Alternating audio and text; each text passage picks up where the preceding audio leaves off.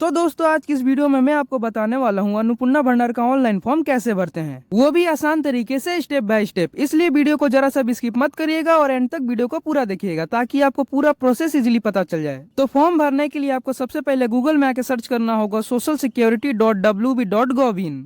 इतना सर्च करते ही आप अन्नपूर्णा भंडार के ऑनलाइन पोर्टल पर पहुंच जाएंगे। उसके बाद आपके सामने कुछ ऐसा इंटरफेस आएगा। यहाँ पर आपको ऑप्शन दिख रहा होगा ये सिटीजन फैमिली लॉगिन का, और इसके नीचे में एक्सेस सिटीजन पोर्टल का ऑप्शन दिख रहा होगा, फिर आपको उसमें क्लिक करना होगा। उसके बाद आपके सामने कुछ ऐसा इंटरफेस आएगा जहाँ पर आपको अपने मोबाइल नंबर से लॉगिन करना होगा। तो लॉगिन करने के लिए आपको सबसे पहले अपना डिस्ट्रिक्ट चूज करना होगा। चूज करने के बाद यहाँ पर रजिस्टर मोबाइल नंबर में आपको अपना मोबाइल नंबर एड करना होगा जिसमें एक OTP आएगा। उसके बाद यहाँ पर आपको 2 नंबर दिखेंगे, फिर इसको जोड़ के जितना होगा आपको फिर यहाँ पर लिखना होगा। लिखने के बाद यहाँ पर आपको रिक्वेस्ट OTP का बटन दिखेगा, फिर आपको उसमें क्लिक करना होगा। उसके बाद आपके फोन में एक OTP जाएगी, उस OTP को यहाँ पर लिखना होगा। लिखने के बाद आपको वेरीफाई एंड कंटिन्यू के बटन पर क्लिक करना होगा। उसके बाद आपके सामने कुछ ऐसा इंटरफेस आएगा जिसमें आपको अपने फैमिली का डिटेल्स ऐड करना होगा। तो यहाँ पर आपको सबसे पहले हेड ऑफ फैमिली का डिटेल ऐड करना होगा। हेड ऑफ फैमिली में आपका कोई भी हो सकता है, जैसे दादा दादी पापा मम्मी, आपका जो भी हेड ऑफ फैमिली है उनका डिटेल यहाँ पर सबसे पहले ऐड करना होगा। अब यहाँ पर आपको अपने हेड ऑफ फैमिली का नाम ऐड करना होगा और उस पर आधार मतलब आधार कार्ड में जो नाम का स्पेलिंग होगा वही स्पेलिंग यहाँ पर लिखना होगा। उसके बाद यहाँ पर उनका डेट ऑफ बर्थ लिखना होगा।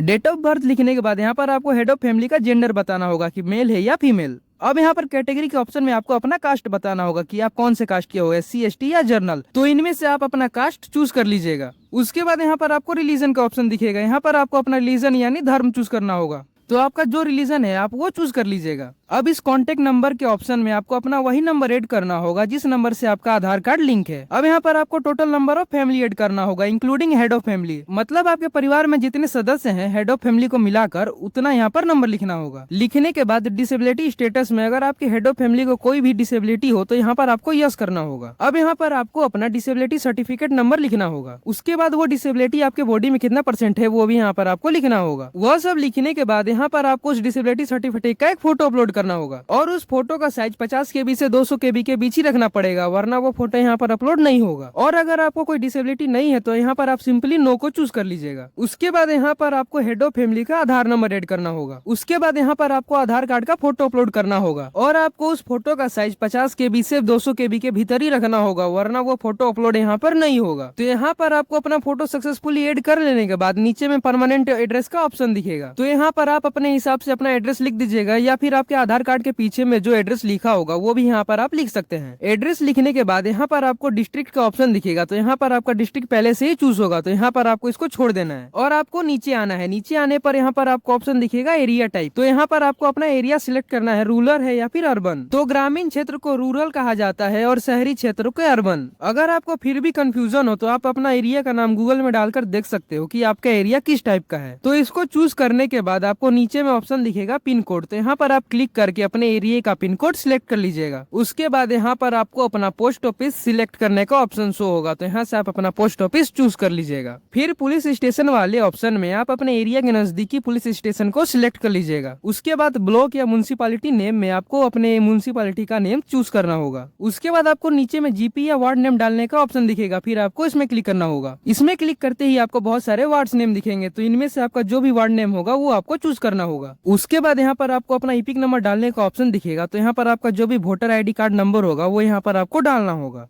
उसके बाद आपको अपने वोटर कार्ड का फोटो अपलोड करना होगा और उस फोटो का साइज भी 50 KB से 200 KB के भीतर ही रखना होगा, वरना वो भी अपलोड नहीं होगा। उसके बाद यहाँ पर आपको अपना असेंबली चूज करना होगा। अगर आपको यह नहीं पता तो आप अपने वोटर कार्ड के पीछे में देखेंगे वहाँ पर लिखा होगा बांग्ला में विधानसभा निर्वाचन क्षेत्र। तो वहाँ पे जो नंबर होगा वही नंबर आपको यहाँ पर लिख देना होगा। उसके बाद नीचे में आपको पार्ट नंबर ऐड करने का ऑप्शन दिखेगा। तो यहाँ पर आपको वह रूम नंबर ऐड करना है जिस रूम नंबर में आप वोट देने गए थे। लिखने के बाद आपको नेक्स्ट के बटन पर क्लिक करना होगा। उसके बाद यहाँ पर पूछेगा कि आपका डिजिटल राशन कार्ड है या नहीं। अगर आपके राशन कार्ड में QR और बार कोड है तो आपका राशन कार्ड डिजिटल होगा, और अगर डिजिटल कार्ड है तो यहाँ पर आपको यह सिलेक्ट करना होगा। उसके बाद यहाँ पूछेगा कि आपका राशन कार्ड किस टाइप का है। तो आप अपने राशन कार्ड में देखकर इनमें से चूज कर सकते हैं कि आपका राशन कार्ड किस टाइप का है। चूज करने के बाद यहाँ पर आपको अपने राशन कार्ड का नंबर डालना होगा। उसके बाद आपको नेक्स्ट के बटन पर क्लिक करना होगा। उसके बाद यहाँ पर पूछेगा कि आपके घर में 3 पक्का रूम है या नहीं। अगर है तो यस और नहीं है तो नो करना होगा। उसके बाद यहाँ पूछेगा कि आपके फैमिली फैमिली के पास कोई जमीन है या नहीं, और अगर आपके पास जमीन है तो यहाँ पर आपको यस करना होगा। उसके बाद यहाँ पर आपको बताना होगा कि आपके पास कितना जमीन है, लेकिन आपको यहाँ पर अपना जमीन डेसिमल में बताना होगा कि आपके पास कितना जमीन है। अगर आपको पता नहीं कि आपका जो जमीन है वो डेसिमल में कितना होगा, तो आप गूगल में भी जाकर पता कर सकते हो कि आपका जो जमीन है वो डेसिमल में कितना आएगा, तो उस हिसाब से यहाँ पर आप उसे लिख देना। लिखने के बाद आपको फिर थोड़ा नीचे आना होगा। यहाँ पर आपसे पूछेगा कि आपके घर में कोई 4 व्हीलर है या नहीं, उसमें या ट्रैक्टर भी हो सकता है या कार भी हो सकता है। अगर आपके पास है तो यस करिएगा, वरना इसे नो ही रहने दीजिएगा। उसके बाद यहाँ पर आपको बताना होगा कि आपका हेल्थ इंश्योरेंस है या नहीं।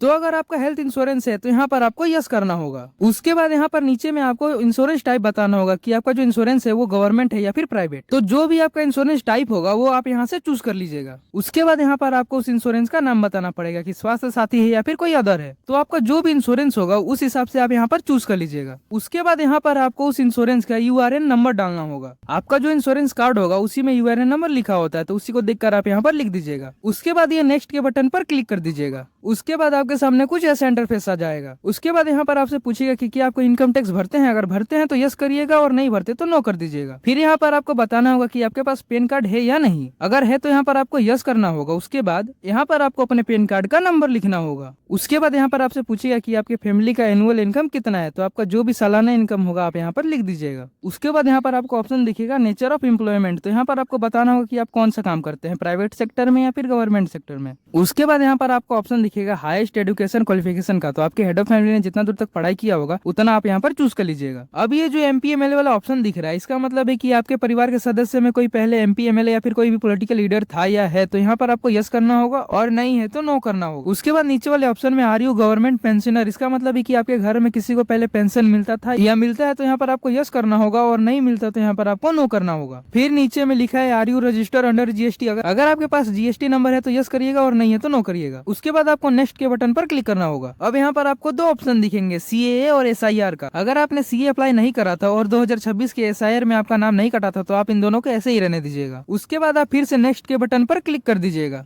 अब यहाँ पर आपसे पूछेगा कि आपको कोई गवर्नमेंट स्कीम डीबीटी के थ्रू मिलता है कि नहीं, अगर आपको मिलता है तो यस करिएगा और नहीं मिलता तो यहाँ पर नो कर दीजिएगा। उसके बाद आपको नीचे में सेव ड्राफ्ट का ऑप्शन दिख रहा होगा, फिर आपको इसको सेव ड्राफ्ट कर देना है। इतना करते ही आपके हेड ऑफ फैमिली का सारा डिटेल्स यहाँ पर एड हो जाएगा। उसके बाद आपको मेंबर 2 के ऑप्शन पर क्लिक करना होगा। अब यहाँ से आपको अपने दूसरे फैमिली का डिटेल्स ऐड करना होगा। उससे पहले अगर आपका फैमिली मेंबर एडल्ट है तो एडल्ट चूज करिएगा, और अगर वो चाइल्ड है तो चाइल्ड चूज कर लीजिएगा। उसके बाद यहाँ पर आपको उस फैमिली मेंबर का सारा बेसिक डिटेल्स भरना पड़ेगा। तो जैसे आपने पहले हेड ऑफ फैमिली का सारा बेसिक डिटेल भरा था, वैसे ही सेम प्रोसेस में यहाँ पर इस फैमिली मेंबर का भी डिटेल भर दीजिएगा। सारा डिटेल भर लेने के बाद आपको फिर नेक्स्ट के बटन पर क्लिक करना होगा। उसके बाद पूछेगा कि इस मेंबर का हेल्थ इंश्योरेंस है या नहीं, अगर नहीं है तो नो करिएगा और है तो यस करिएगा। उसके बाद यहाँ से इंश्योरेंस टाइप चूज कर लीजिएगा, गवर्नमेंट है या फिर कोई अदर। फिर यहाँ पर आपको उस स्कीम का नाम बताना होगा। फिर यहाँ पर आपको उस इंश्योरेंस का यूआरएन नंबर डाल देना होगा। उसके बाद आपको नेक्स्ट पर क्लिक करना होगा। उसके बाद यहाँ पर आपको बताना होगा कि आपका यह मेंबर इनकम टैक्स पे करता है या नहीं, अगर करता है तो यस करिएगा और नहीं करता तो नो कर दीजिएगा। उसके बाद यहाँ पर आपको बताना होगा कि इस मेंबर का पैन कार्ड है या नहीं, अगर है तो यस करिएगा। उसके बाद उनके पैन कार्ड का नंबर यहाँ पर लिख दीजिएगा। उसके बाद यहाँ पर आपसे पूछेगा नेचर ऑफ एम्प्लॉयमेंट, तो यहाँ पर आपको बताना होगा कि आपका यह मेंबर कौन सा काम करता है। अगर ये कोई काम नहीं करते तो यहाँ पर आप अनएम्प्लॉयड चूज कर लीजिएगा। उसके बाद हाईएस्ट एजुकेशन क्वालिफिकेशन में आपको इस मेंबर का क्वालिफिकेशन बताना होगा कि इसने कितना दूर तक पढ़ाई करा है। अब आपको नीचे में यह 3 ऑप्शन फिर से देखने मिलेंगे कि आपके घर में कोई एमपी एमएलए था या है, और पेंशन मिलता है या नहीं, और जीएसटी है या नहीं। अगर आपका ये तीनों नहीं है तो आप सिंपली नो ही चूज कर लीजिएगा। उसके बाद आपको नेक्स्ट पर क्लिक करना होगा। अब यहाँ पर आपसे पूछेगा कि आपने सीएए में अप्लाई करा था और 2026 के एसआईआर में आपका नाम कटा था या नहीं। अगर आपने सीए में अप्लाई नहीं करा और आपका 2026 के एसआईआर में नाम नहीं कटा तो आप दोनों में नॉट एप्लीकेबल ही रहने दीजिएगा। उसके बाद फिर नेक्स्ट पर क्लिक कर दीजिएगा।